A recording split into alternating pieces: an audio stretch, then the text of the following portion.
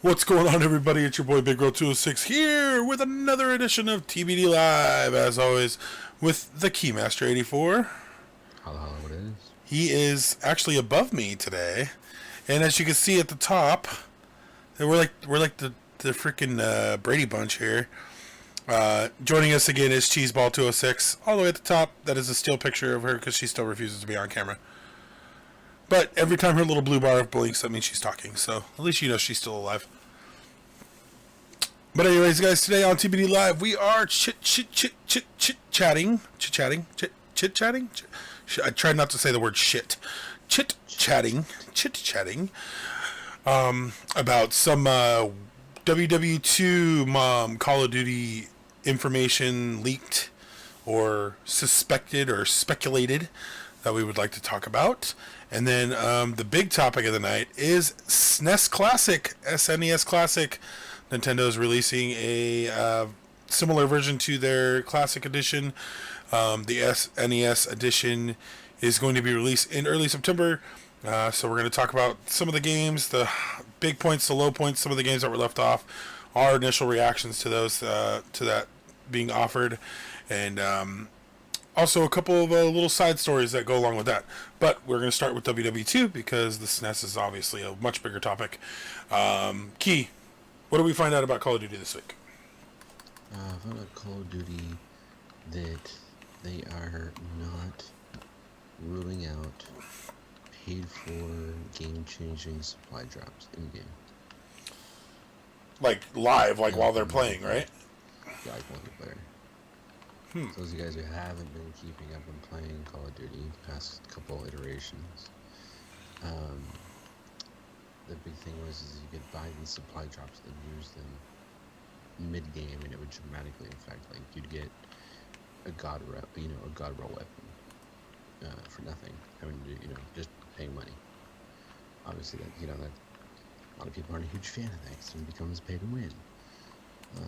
And a lot of people thought that Diamonds! Cosmetic. Sorry, I had to say it. It's going to be cosmetic, and I need an iron pickaxe. Apparently, it's not. I have one. I'll come to you. I'm trying to get food from you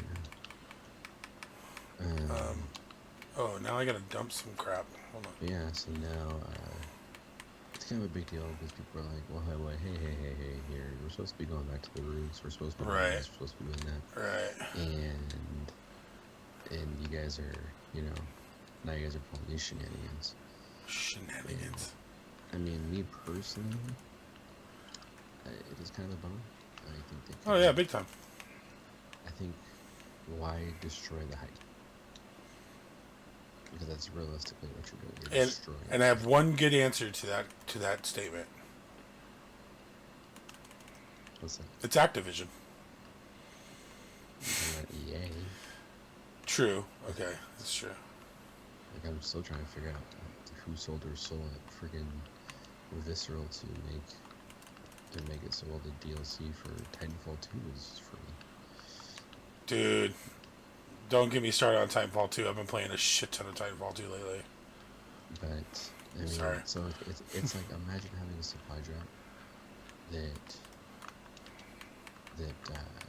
gives you this Titan that basically can't be beat, and you have him for the rest of the match. That's the kind of stuff we're talking about. It's pretty awesome. It's pretty awesome, but it's like if you don't pay for it, you don't get it. True. Like if you don't pay hard-earned dollars, you don't get it. It's kind of dumb. No, I get it. And another side thought about that is really, what does that do for competitive? Obviously, they're not going to make it available for the competitive guys. It's usually banned. But supply drops. Well, let's just say maybe MLG or whoever runs these tournaments at any given time says, hey, what if each team gets X amount of dollars per match? Okay, so we don't know what the price point on these supply drops are going to be. Obviously, let's say there's 3 tiers, $5, $10, $20. Okay, just to make it easy math. Each match each match a team. So I'm not talking like each game within a match. I'm talking like over a 5-game series. They have $50. Now they can choose to spread that through all the games. They can blow it all in one game. They can choose how they want to use that. You know, because you got to think. You know, games are constantly trying to think of new ways to keep their audiences excited about what they're doing. Correct? Yeah. I mean, it's gonna get stale with competitive esports, and let's say, you know, because Twitch is always evolving. You know what I mean? Streaming is always evolving. There's always a new game. There's always that hot game that's being played. You know. Player unknown battleground. Oh, dude, it's so huge right now. Gigantor. But yeah. Freaking Rampage Jackson plays it. Nah. By the way, for you guys who don't know, go follow him on Twitch. He's an amazing streamer. I'm not joking. Is he really? Mm-hmm. Does he stream very often? Every day. And for those of you who don't know who Rampage Jackson is, he is a former UFC light heavyweight. Yeah. I believe it's light heavyweight champion, multiple time champion. Mm-hmm. Also was a coach on Tough Enough, which is their, or it's not Tough Enough, Ultimate Fighter, which is their TV reality show for up and coming fighters. He was a coach on there a couple times. He was also big in K1 fighting overseas. I mean, this guy's huge. Played Mr. T in the A-Team. So he's pretty cool. He's a pretty cool guy. I can imagine that personality on streaming. That'd be actually pretty cool to watch. He's an amazing follow. You guys won't be disappointed if you guys just take my advice. He streams 3 times a day. He plays on PC. Really? Yeah. I didn't see him as a PC gamer. Right. Anyways, yeah. So a little off track there. He. I can definitely see what you're saying. Trying to mix it up, add something new to the game. But I just feel like then it becomes a random chance, because these supply drops, you buy the supply drop and it's a random, like, 1 out of like 20 items. Right. And so the pro players are gonna crush that out because it's like, no, it's too random. There's not. It doesn't become about skill. It becomes about luck. And people would tune out. I mean, that's why like CS:GO is so big, even though they have a buying system. Like you're saying, their buying system, it keeps them separate because it's still a skill-based buying system. It's not. Right. Plus, they earn money in game. I'm talking about something outside of the game. You know. Yeah, I mean, but it's still a skill-based situation for them, which is what they're looking for. Right. So, I mean, only time we'll see. I mean, obviously the game's not even. Beta's not even been announced yet as far as what days. I mean, it's been announced as far as there's going to be one. But that's where the conversation begins and ends for that. So, technically, too. yeah. Because they have a console beta, then an open beta. Yeah. Yeah. So I mean, it's still a lot of time for them to change their minds, or for for us to find out more information. So I'm not too concerned about it yet. Obviously, it's a ways down the road. You kind of take these things with a grain of salt, but just so everybody does know that, write your congressman. So, call Activision. Nobody will do it anyway, so it's fine. Right. Nobody knows the congressperson is, so it's fine. I don't know who our congressperson is. It'd be kind of funny if people all of a sudden, like, who's this Lillian Brown guy? Why is he telling people to contact us about Call of Duty? About Call of Duty. This is bullshit. This guy. God damn it. Don't you know we have more important things to do? Are you sure about that? Only in America. Keep America great. Anyways. Keep America great. Sorry, I had to throw it in. Oh no. Um, I don't have any more shovels. Where are you? As far as, and sorry guys for the lack of variety of content in the past couple of There hasn't really been much going on. because E3 just happened. Well, E3 is Because killing our content. you know, because E3 just happened, it makes it difficult for guys like us to come up with that content. Because everything's been announced.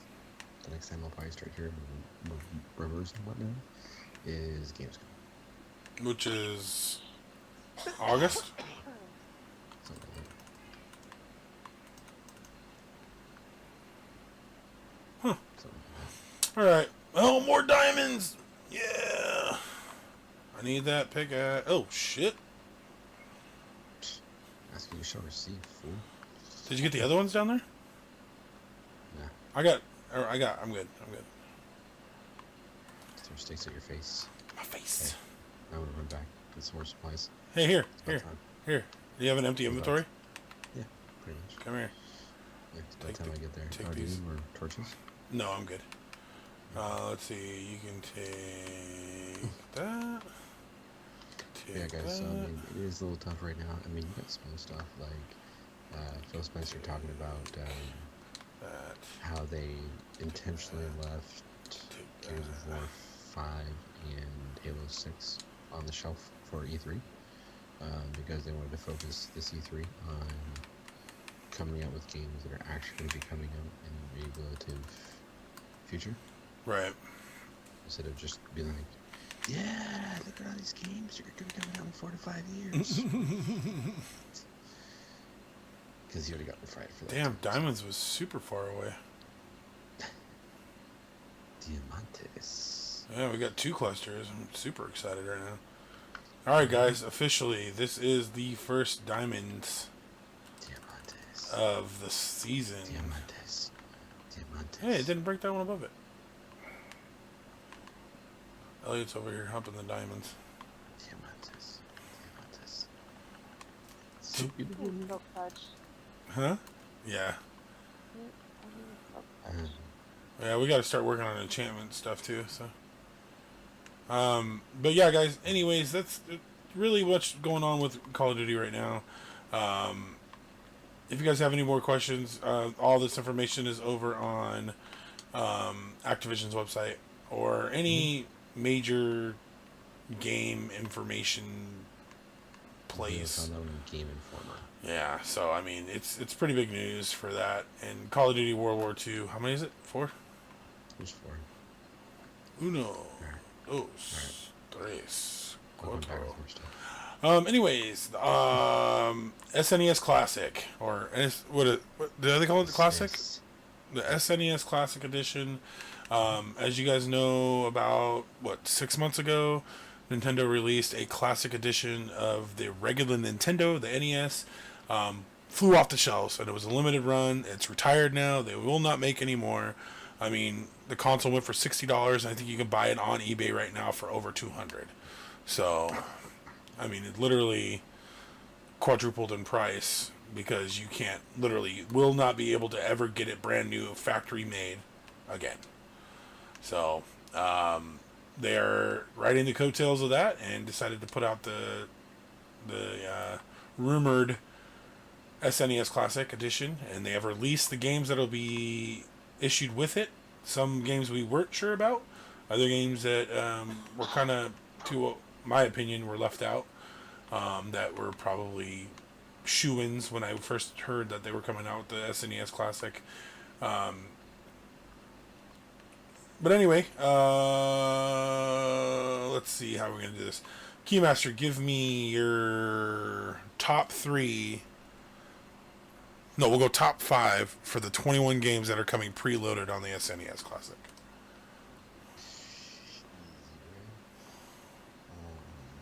Zelda, number 1. Yeah, that was a good little move they did right there.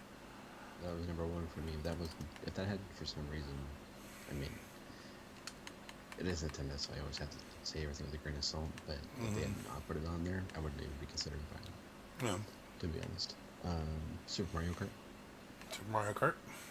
It's the first Super Mario Kart. Yeah, baby. Super Metroid, Yes. Donkey Kong Country, Yes. and Star Fox. Nice. Yeah, that's pretty much my top 5. Found a cave. And then Earthbound, number 6. Street Fighter, number 7. Oh, yeah. F-Zero 8. So forth and so on after that. And the Super Mario World 9. Nice. You know, Yoshi's Island 2. She's my top 5, very similar to the Keymasters.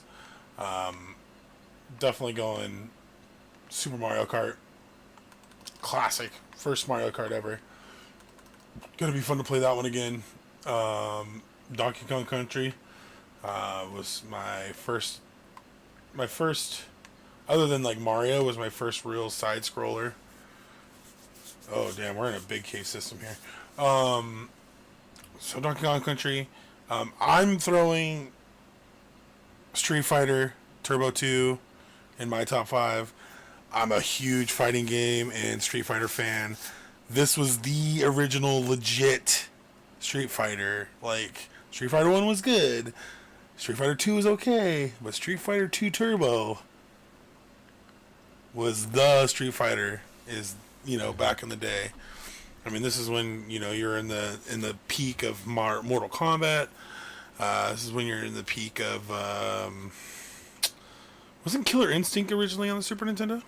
No. I thought it was. Primal Fury. There was another fighting game on Super Nintendo. Sure. Can't remember. But that's my top 5. I'm going with Star Fox 2. Because Star Fox 2 actually was never released. Super Nintendo. I'm going with Star Fox 2 because Star Fox 2 actually was never released for the Super Nintendo. So it'll be the first time anybody's playing. So this is brand new Super Nintendo content that no one's ever played before. So that's number 4. Mortal Kombat 2. Mortal Kombat 2. I thought there was another one. And then my number 5 would definitely have to be Zelda. I have to throw it in the top 5. You can't not go without Zelda. But pretty solid 21 game list, honestly.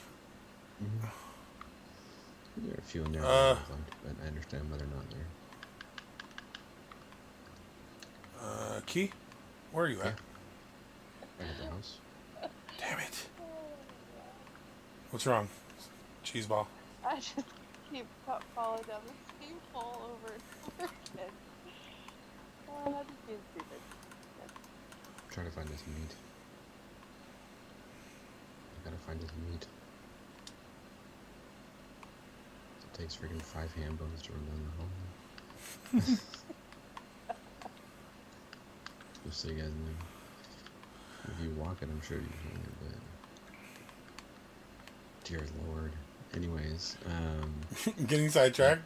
yeah, I mean, and what's funny is, I thought it'd be more of like a regional thing. I saw guys like on Polygon and guys with IGN, Games Rant and stuff like that, and everyone's like, but where's King Griffey Jr.? Dude, Where's King Griffey Jr.? I was so sad that game was left off. A lot of people were sad, but they also understand, like, to get the licensing on that would be hell. Like, literally, that would be hell to try to get the licensing for King Griffey Jr. Because first, I think PlayStation owns the current baseball rights. Yeah, So you'd have to talk to PlayStation. there's a ravine. It's gonna be a baseball game. Even though you've already made it, you just have to talk to them, say, hey, we're remaking this game. Actually, shoot, they're not even remaking it, they're just porting it, Porting the game. Yeah. What's crouch again? Alright, guys, hold on. Right back. Okay.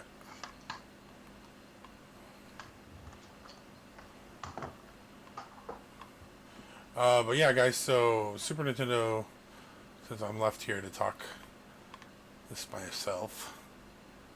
Cheeseball, do you remember playing Super Nintendo when you were younger? No, I didn't have one.